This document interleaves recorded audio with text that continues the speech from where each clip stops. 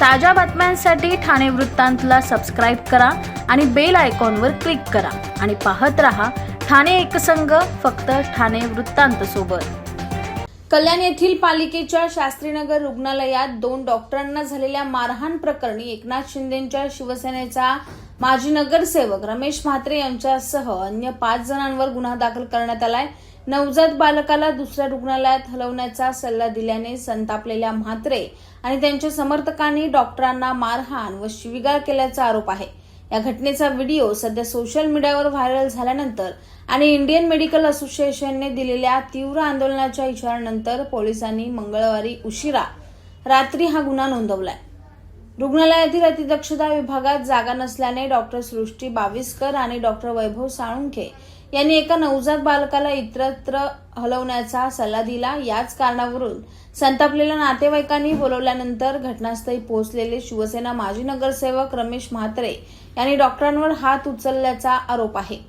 पोलिसांच्या म्हणण्यानुसार डॉक्टर सृष्टी बाविस्कर आणि वैभव साळुंखे यांनी नवजात शिशु अतिदक्षता विभागात जागेच्या कमतरतेमुळे नवजात बाळाला दुसऱ्या रुग्णालयात हलवण्याचा सल्ला त्यांच्या नातेवाईकांना दिला होता।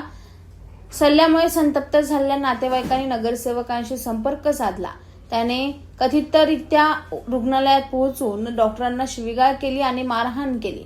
या घटनेत डॉक्टर साळुंखे जखमी झाले। केडीएमसीच्या वैद्यकीय आरोग्य अधिकारी डॉक्टर दीपा शुक्ला आणि रुग्णालयातील कर्मचाऱ्यांनी सोमवारी रात्री उशिरा पोलिसांशी संपर्क साधला, परंतु त्यावेळी गुन्हा दाखल करण्यात आला नाही। सहाय्यक पोलीस आयुक्त सुहास नेमाडे यांनी सांगितले की तपास सुरू असून अद्याप कोणालाही अटक करण्यात आलेली नाही। आज आमच्याकडे जे आमचे शास्त्रीनगर हॉस्पिटल, त्याचबरोबर रुक्मिणीबाई हॉस्पिटल आणि इतर हॉस्पिटल्सचे सर्व डॉक्टर्स आणि पॅरामेडिकल स्टाफ एक डेलिगेशन घेऊन आले होते।